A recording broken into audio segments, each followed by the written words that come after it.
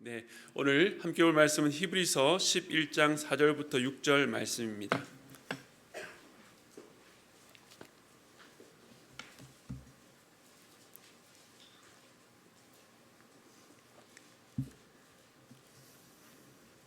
히브리서 11장 4절부터 6절 말씀 우리 한 목소리로 같이 읽겠습니다. 시작. 믿음으로 아벨은 가인보다 더 나은 제사를 하나님께 드림으로 의로운 자라 하시는 증거를 얻었으니 하나님이 그 예물에 대하여 증언하심이라. 그가 죽었으나 그 믿음으로써 지금도 말하느니라. 믿음으로 에녹은 죽음을 보지 않고 옮겨졌으니 하나님이 그를 옮기심으로 다시 보이지 아니하였느니라. 그는 옮겨지기 전에 하나님을 기쁘시게 하는 자라는 증거를 받았느니라. 믿음이 없이는 하나님을 기쁘시게 하지 못하나니 하나님께 나아가는 자는 반드시 그가 계신 것과 또한 그가 자기를 찾는 자들에게 상 주시는 이심을 믿어야 할지니라. 아멘. 먼저 오늘 새벽 이 공간을 가득 채운 우리 성도들의 모습, 또 여러분에게서 하나님 향한 갈망을 보면서 참 하나님께 무한 감사하게 됩니다. 오늘 여러분들을 주님의 이름으로 축복합니다. 또 가정에서 우리 아이들 때문에, 아이들이 아직 어려서 또 혹은 거리가 너무 멀어서 오지 못한 성도들, 여러 형편으로 온라인으로 참여하고 있는 모든 성도들도 주님의 이름으로 축복합니다. 우리가 평일 새벽에 이렇게 교회에 나와서 많은 분들이 함께 하나님 앞에 모이는 것이 보통 사건이 아닙니다. 우리의 이러한 열망과 열심 위에 하나님께서 풍성한 은혜를 부어주시기를 소원합니다. 사랑하는 성도 여러분, 하나님 향한 열심으로 끝까지 완주하시기를 바랍니다. 나만 은혜 받는 것이 아니라 우리 모두에게 하나님의 은혜가 임하도록 이번 6일간 여기 교회에서 뿐만 아니라 여러분의 가정에서 또 직장에서 이 집회를 위해서 함께 기도해 주시기를 부탁드립니다. 저도 어제 긴장이 되기도 하고 또 설레기도 해서 잠이 계속 깼습니다. 12시에 깼다가 1시에 깼다가 2시에 깼다가 에라 그냥 교회 가자 해서 교회 나왔습니다. 그런데 아직까지는 쌩쌩하고, 또 여러분들 이제 제 방에서 설교 준비하면서 우리 한 새벽 3시 반 40분인가요? 우리 찬양팀부터 와서 찬양 연습을 하고, 또 우리 성도들 오는 소리들, 또 우리 아이들이 이렇게 뛰어다니는 소리를 들을 때에 참 하나님께서 이번 집회를 통해서 참 우리에게 큰 은혜 주시겠구나, 그런 기대가 더욱더 되는 것 같습니다. 오늘은 믿음의 예배와 삶이라는 제목으로 하나님 말씀 나누기를 원합니다. 어제 히브리서의 첫 부분, 11장의 첫 부분, 믿음에 대한 서론이었습니다. 믿음의 대상은 바라는 것들, 참된 소망에 관한 것, 보이지 않는 세계에 관한 것이라고 말씀을 드렸습니다. 이처럼 믿음의 세계는 이 세상이 바라고 추구하는 것과 전혀 다르기 때문에 세상이 우리가 가는 길을 이해할 수 없고 알 수도 없습니다. 1절에서 믿음에 대한 정의를 내린 이후에 히브리서 저자는 그 믿음에 대한 증거로 창조 사건부터 시작했습니다. 그 이유는 창조가 시간적으로 가장 우선한 사건이기 때문이기도 하지만 앞서 11장 1절에서 내렸던 이 믿음에 대한 정의를 설명하기에 가장 적합하기 때문입니다. 창조 사건은 우리 눈에 보이는 세계가 눈에 보이지 않는 하나님의 말씀으로 지어졌다는 것을 보여줍니다. 그리고 이 사실은 오직 믿음을 가진 자만이 알 수 있습니다. 또한 한 인생 안에 믿음이 생기는 순간이 창조 사건과 같다라고 말씀을 드렸습니다. 어둠과 혼돈 가운데 빛이 있으라 명하셔서 빛이 생긴 것처럼 하나님을 알만한 것이 전혀 없음에도 불구하고 우리의 마음에 빛을 비춰주심으로 믿음을 창조해 주셨기 때문입니다. 이처럼 첫 번째 증거인 창조 사건을 통해서 믿음은 하나님께서 시작하신 일이며 믿음의 주도권이 우리에게 있지 않고 바로 하나님께 있다는 것을 보여줍니다. 오늘부터 계속해서 믿음에 대한 실제적인 예로 믿음의 사람들을 소개합니다. 첫 번째 인물은 아벨인데요, 성경이 말하고 있는 예배, 인류의 첫 제사를 다루고 있습니다. 부모 세대였던 아담과 하와 때에는 이 제사를 드렸다는 기록이 없는데 왜 다음 세대에 제사가 필요했을까요? 제사는 시대마다 형태가 다르지만 그 본질은 인간이 하나님께 나아가 예배하는 것입니다. 교제하는 것입니다. 그런데 아담 세대 때 볼 수 없었던 이 제사 형식이 그 다음 세대에 생긴 이유는 바로 아담의 타락, 아담의 죄 때문이었습니다. 인간의 타락 이전에는 이 제사의 형식 없이 하나님과 직접 교제할 수 있었습니다. 하나님께서 아담에게 직접 나타나 말씀하시고 에덴 동산에서 함께 동산을 거닐면서 교제를 나누셨습니다. 그러나 인간이 타락한 이후에는 제사를 통해서만 하나님께 나아갈 수 있었습니다. 창세기 4장을 보면 가인은 땅의 소산으로 하나님께 제물을 드렸고 아벨은 양의 첫 새끼와 그 기름으로 드렸다라고 말씀합니다. 그런데 여호와께서 이 아벨과 그 제물은 받으셨지만 가인과 그 제물은 받지 않으셨다라고 말씀합니다. 두 제사 사이에 어떤 차이 때문인지에 대해서 이 학자들 간에 많은 논란이 있습니다. 가장 대표적으로는 아벨의 제사는 피가 있었기 때문에 하나님께서 받으셨고 가인의 제사는 피가 없었기 때문에 받지 않았다라는 주장입니다. 그런데 우리가 성경을 읽을 때에 주의해야 될 것은 성경이 말하는 데까지 나아가고 말하지 않는 부분에서는 멈추어야 한다는 것입니다. 그렇다면 우리가 생각해 볼 수 있는 부분은 어디까지일까요? 제사의 체계가 확립된 것이 모세 시대의 출애굽 이후에 있었던 일이고 확립된 제사 체계 이전에는 여러 가지 형태로 제사를 드렸다는 것을 우리가 알 수 있습니다. 또한 확립된 제사 체계 내에서도 이 피의 제사가 있는가 하면 소제와 같은 피가 없는 제사도 있었다는 것을 보면 이 제물의 종류 때문이라고 단정 지을 수는 없습니다. 오히려 제사 체계가 세워지기 전 창세기를 보면 하나님의 사람들이 돌 제단을 쌓는다든지 기둥을 세우고 그 위에 기름을 붓는다든지 다양한 방식으로 제사를 드린 것을 알 수 있습니다. 좀 더 다양한 방식으로 자유롭게 하나님께 제사를 드린 것으로 보입니다. 그런데 이 구체적으로 제사의 방법이나 제물의 종류에 대해서 계시된 바가 없는 인류의 첫 제사에 대해서 하나님께서 이 아벨의 제사는 받으시고 가인의 제사는 받지 않으셨다는 것은 하나님께 드리는 예배에 있어서 이 방법이나 종류보다 더 결정적인 요소가 있다는 것을 알 수 있습니다. 먼저 우리가 창세기 4장에서 확인할 수 있는 것은 제사를 받지 않으시는 하나님을 향해서 가인이 가졌던 그 태도를 통해서 그의 마음의 상태가 어땠는지를 알 수 있다는 것입니다. 가인은 자신의 제사가 거절된 이후에 몹시 분하여 안색이 변했다라고 말하고 있습니다. 이에 하나님께서 그를 향해서 이렇게 말씀하시는데요. 창세기 4장 7절 말씀입니다. 우리 함께 읽겠습니다. 시작. 내가 선을 행하면 어찌 낯을 들지 못하겠느냐. 선을 행하지 아니하면 죄가 문에 엎드려느니라. 죄가 너를 원하나 너는 죄를 다스릴지니라. 이 가인이 하나님께 제사를 드렸는데 하나님께서 그 제사를 받지 않았다면 무척 당황했을 것입니다. 만약 여러분이 주일날 예배를 드리기 위해서 시간을 내고 헌물을 준비하고 교회 와서 예배를 드렸는데 하나님께서 대뜸 너와 너의 제물을 받지 않겠다라고 거절하신다면 어떤 마음이 드시겠습니까? 저였다면 무척 당황스럽고 실망했을 것입니다. 아마 누구라도 그럴 것입니다. 여기까지는 납득할 만한 반응입니다. 그러나 문제는 그 다음에 있습니다. 하나님께서 자신의 제사를 받지 않으신 것을 확인했을 때에 해야 될 바른 반응은 그 문제점이 무엇인지 자기 자신을 들여다보고 찾았어야만 했습니다. 가인이 예배에 한 번 실패한 것도 문제였지만 그보다 더 큰 문제는 그 실패 이후에 그가 했던 반응이었습니다. 가인이 몹시 분하여 안색이 변했다는 것은 그 문제점과 책임을 자신이 아닌 아벨이나 하나님께 돌렸다는 것이고 하나님을 향해서 적대적으로 나아갔다는 표시입니다. 가인도 충분히 돌이킬 수 있는 기회가 있었지만 자신의 죄를 회개하고 돌이키기보다 하나님을 향해서 대적하기로 결심한 것입니다.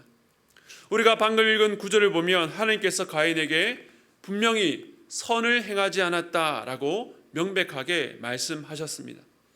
그러므로 자신의 예배를 거절당한 뒤에 가인이 했어야 될 반응을 통해서 가인의 반응을 보면 그가 어떤 마음으로 하나님을 예배했는지, 왜 하나님께서 그 예배를 거절하셨는지를 알 수 있는 것입니다. 그렇다면 하나님께서는 왜 아벨의 제사를 받으셨는가? 하나님은 어떤 제사를 받으시는가?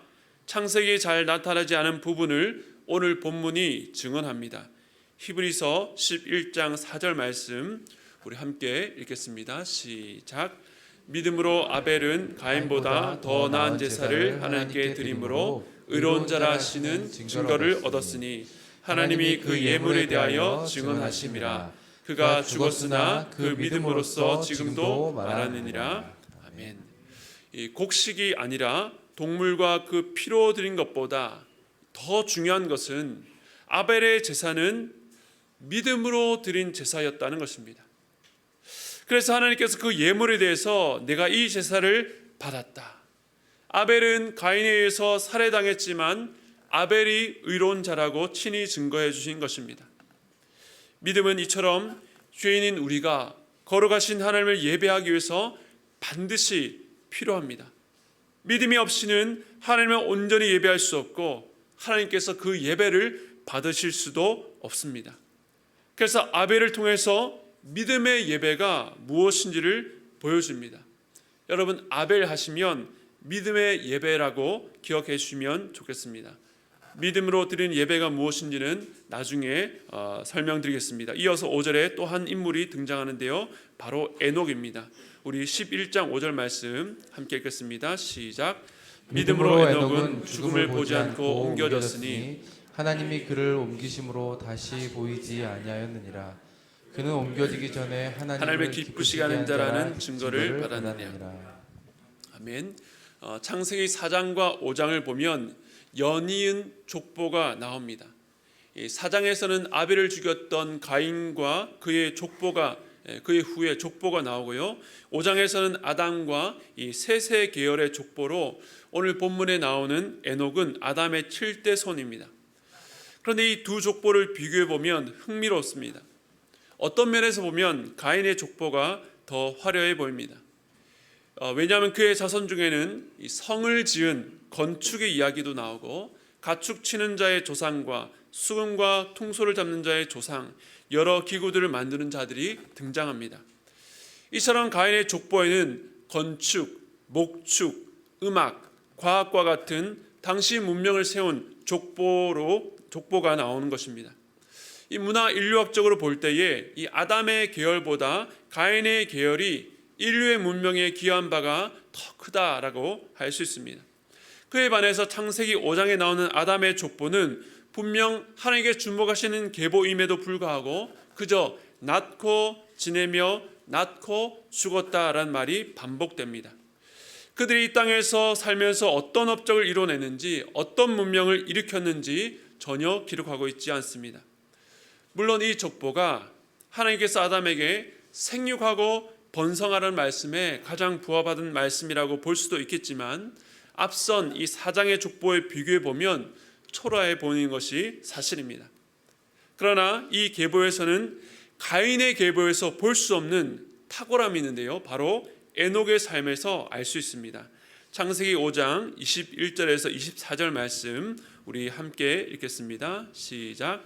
에녹은 65세에 무드셀라를 낳았고 무드셀라를 낳은 후 300년을 하나님과 동행하며 자녀들을 낳았으며 그는 365세를 살았더라. 하나님과 동행하더니 하나님이 그를 데려가심으로 세상에 있지 아니하였더라. 아멘. 여기서 주목해 볼 단어는 이 동행했다는 것입니다. 이 동행한다는 것을 원어적으로 보면 걸었다는 의미입니다. 즉 하나님과 함께 걸었다는 것입니다. 여러분, 요즘 가을 참 좋은데요, 누군가와 걸어보신 적이 있으시지요? 내 걸음이 너무나도 빠르지 않게, 그리고 서로의 대화에 귀를 기울입니다. 그런데 에녹은 하나님과 무려 300년이라고 하는 긴 시간을 함께 걸어갔습니다. 목적지가 우선인 걸음이 아니라 하나님과 교제하며 그 음성을 듣고 보조를 맞춰주시는 하나님의 발걸음에 맞춰서 걸어간 것입니다. 앞선 이 가인의 계보처럼 특별한 업적은 없지만 하나님과 동행하며 걸었던 그 흔적을 기록해 두고 있는 것입니다. 히브리서 11장 5절은 좀 전 읽었던 창세기 본문을 거의 그대로 옮기고 있습니다. 단지 차이가 있다면 창세기에서 하나님과 동행하며 걸었던 그 에녹의 삶에 대해서 히브리서가 해석하기를 그것이 믿음의 삶이었고 하나님을 기쁘시게 하는 삶이었다라고 증언하는 것입니다. 사랑하는 성도 여러분, 하나님을 기쁘시게 하고 싶으십니까? 내가 하나님을 위해서 얼마나 대단한 헌신을 하고 봉사를 했는가? 내가 하나님 때문에 무엇을 희생했는가? 내가 이 땅에서 어떤 업적을 이루었는가 보다 하나님은 여러분과 함께 걷기를 원하십니다. 여러분의 인생에 도움이 필요할 때만 가끔 나타나셔서 도와주는 수준이 아니라 여러분의 평생을 함께 걸어가자 말씀하시는 것입니다. 그것이 우리 주님께 가장 기쁨이 됩니다. 하나님께서는 에녹이 믿음으로 동행함을 보고 얼마나 기뻐하셨는지 그가 육신의 죽음을 맛보지 않도록 이 세상에서 데려가셨습니다. 그래서 에녹은 믿음의 삶을 우리에게 보여줍니다. 믿음의 삶은 하나님과 동행, 하나님과 함께 교제하며 걸어가는 삶이며 그러한 믿음의 삶이 하나님을 기쁘시게 하는 것입니다. 에녹하면 믿음의 삶이라고 기억해 주십시오. 아벨은 뭐라고요? 믿음의 예배입니다. 그리고 이제 믿음으로 예배하고 믿음으로 삶을 함께 걸어간다는 것이 구체적으로 어떤 것인지 함께 나누도록 하겠습니다. 오늘 본문 6절은 아벨과 에녹이 보여준 믿음의 예배와 삶이 무엇인지 그 믿음에 대해서 이렇게 말합니다. 11장 6절 말씀 우리 함께 읽겠습니다. 시작. 믿음이 없이는 하나님을 기쁘시게 하지 못하나니 하나님께 나아간 자는 반드시 그가 계신 것과 또한 그가 자기를 찾는 자들에게 상 주시는 이심을 믿어야 할지니라. 아멘. 바로 앞 5절에서 하나님과 동행했던 에녹의 삶을 하나님께서 기쁘시게 하는 자라는 것을 이어받아서 오직 믿음만이 하나님을 기쁘게 할 수 있다라고 강조합니다. 아벨처럼 믿음으로 예배하고 에녹처럼 믿음으로 동행하면 하나님께서 기뻐하십니다. 그런데 믿음으로 나아간다라고 할 때에 무엇을 믿어야 되는지 그것을 6절에서 두 가지로 말씀하고 있습니다. 첫 번째는요, 반드시 그가 계신 것을 믿고 나아갔습니다. 하나님의 존재를 믿고 나아갔다는 것입니다. 그런데 여기서 하나님께서 계시다는 것이 단지 존재 유무만을 의미하는 것은 아닙니다. 하나님께서 떨기나무에서 모세에게 자신을 계시하실 때에 자신을 나타내실 때에 I am who I am 이라고 말씀하셨습니다. 사실 이 원문을 정확히 번역하기는 쉽지 않지만 많은 성경학자들은 이 말씀을 나는 스스로 있는 자라고 번역합니다. 이 세상의 모든 만물은 어떤 원인에 의해서 발생됩니다. 서로 연결되어 있고 무언가에 기대어 지탱하고 있습니다. 그러나 하나님께서는 다른 어떤 존재에 의존해 계시지 않고 자존하시는 분, 홀로 존재하시는 분입니다. 당신이 누구입니까? 라고 묻는 이 모세의 질문에 하나님은 자신을 스스로 존재하시는 분으로 알리셨습니다. 그렇기 때문에 하나님께 나아가는 자가 하나님께서 반드시 계신 것을 믿는다는 말은 단순히 하나님의 존재 유무 정도가 아니라 하나님께서 어떤 분이신지를 깊이 아는 것을 의미하는 것입니다. 이 세상에는 신의 존재를 인정하는 불신자들도 많습니다. 이 세상을 만든 누군가가 있겠지. 그러나 그들은 하나님 앞에 돌려야 될 마땅한 경배를 돌리지 않고 자기의 뜻대로 자기의 생각대로 살아가는 것입니다. 하나님과는 상관없이 산다는 표현이 맞을 것입니다. 그것은 하나님께서 계신 것을 인정하는 삶이 아닙니다. 어떤 사람에게 아버지가 있습니다. 그런데 내게는 아버지가 있다라고 그분의 존재를 부인하진 않지만 그 아버지를 못 본 채 하고 없는 사람처럼 무시한다면 존재하시는 육신의 아버지에 대한 심한 모욕일 것입니다. 마찬가지로 하나님께서 계시다는 것을 믿는 자들은 그 하나님의 존재에 대해서 마땅한 마음의 자세를 가져야 됩니다.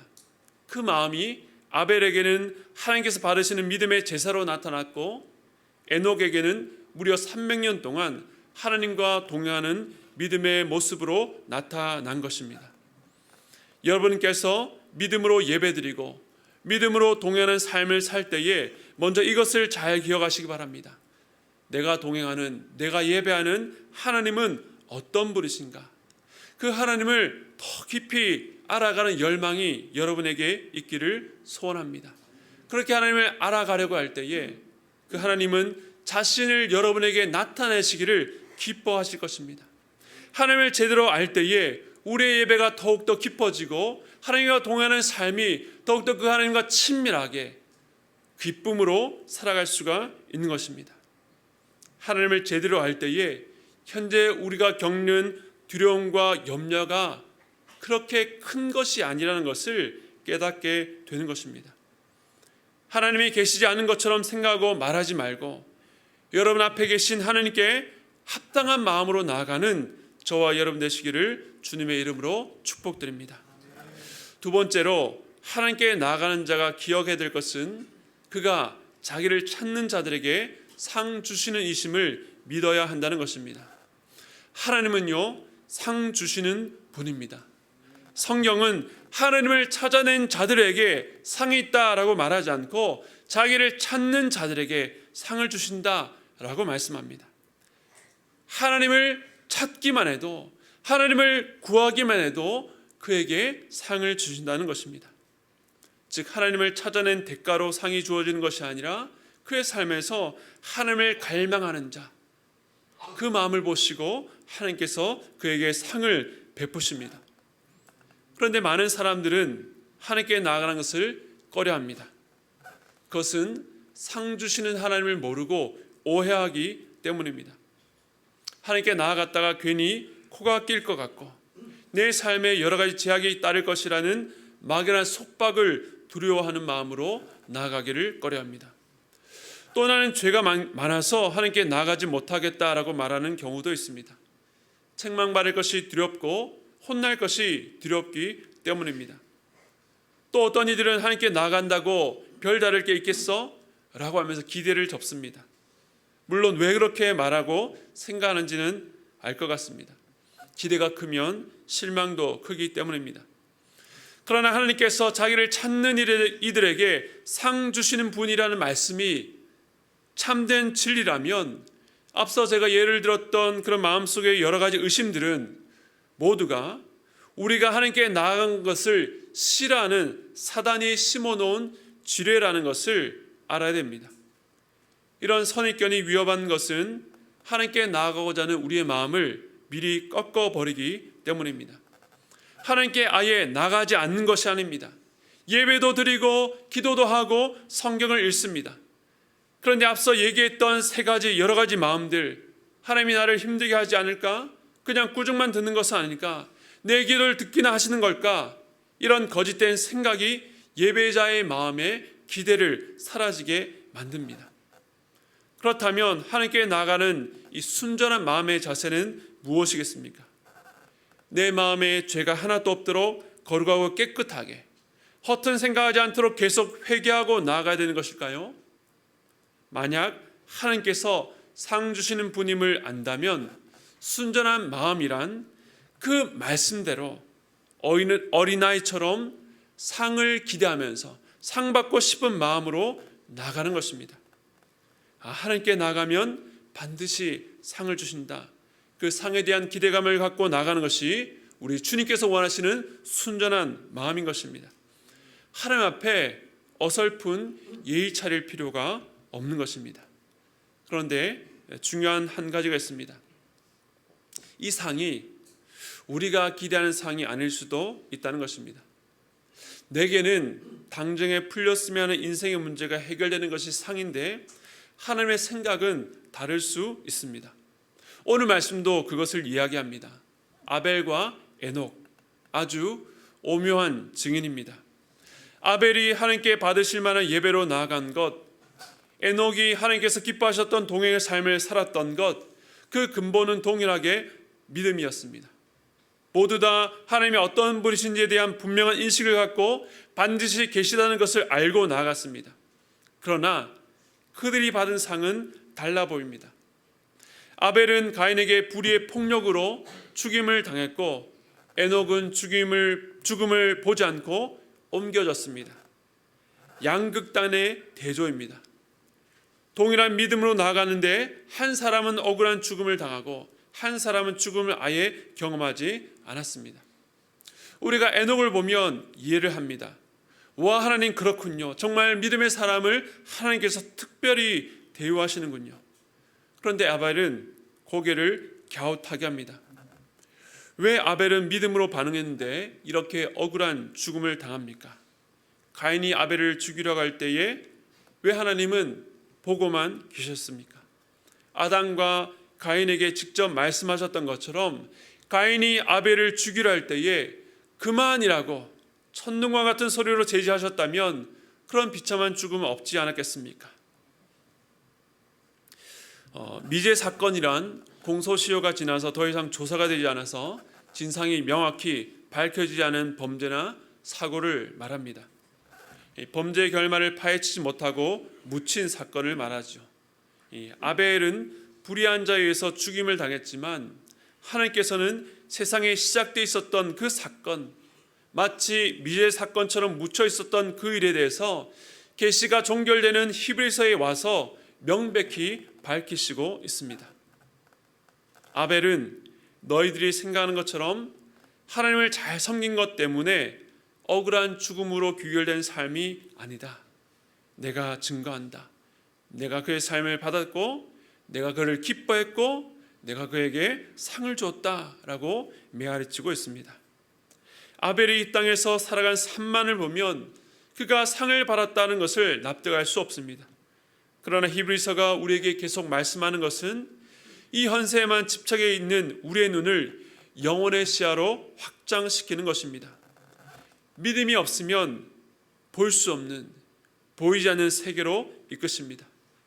이 땅에서 아벨은 죽은 자였지만 하나님께는 살아있는 자입니다. 그래서 히브리서 11장 4절 하반절에는 그가 죽었으나 그 믿음으로써 지금도 말하느니라 라고 기록하고 있습니다. 아벨이 하나님 앞에서 산 자로 지금도 이 믿음의 예배에 대해서 증언하고 있는 것입니다. 여러분, 아벨 하면 무엇을 기억하라고 했습니까? 믿음의 예배. 에녹 하면요, 믿음의 삶. 우리는 이 땅에서 예배하고 살고 삶으로 예배하는 자들입니다. 내 방식대로 내 힘대로가 아니라 주님이 원하시는 대로 하나님께서 기뻐하시는 방법인 믿음으로 예배하고 믿음으로 동행하며 살아가는 자들입니다. 어제 믿음의 정의에 대해서 나눴고 오늘 아벨과 에녹의 삶을 통해서 드러난 믿음을 보았는데 바로 믿음의 예배와 믿음의 삶, 동행하는 삶이었습니다. 이것이 성경에 등장하는 인물 순서이기도 하지만 그들의 믿음을 통해서 예배와 동행하는 삶을 말하는 것이 참 의미가 있다고 생각합니다. 왜냐하면 믿음으로 사는 자들에게 그 첫 출발점으로 예배와 동행하는 삶에 대해서 말하고 있기 때문입니다. 우리가 이번 특세를 시작하면서 점검해야 될 것은 먼저 예배와 삶입니다. 사랑하는 성도 여러분, 여러분의 예배는 하나님 앞에 믿음으로 나아가는 예배입니까? 살아계신 주님 앞에 마음을 다해 찬양하며 그 속에서 하나님의 임재를 경험하고 기쁨과 회복을 누리고 계십니까? 저는 여러분이 믿음의 예배를 드릴 수 있기를 바랍니다. 그 예배를 우리 하나님께서 기뻐하십니다. 그리고 여러분의 매일매일이 하나님과 동행하고 계십니까? 우리의 믿음은 큰 문제가 있을 때만 사용하는 것이 아니라 우리의 일상 속에 보이지 않는 하나님을 내 삶 속에 초대하고 그 하나님 앞에서 살아가는 것, 바로 하나님과 동행하며 살아갈 때에 사용하는 것입니다. 여러분에게 선물로 주신 그 믿음으로 날마다 예배하고 날마다 동행하며 살아가시기를 바랍니다.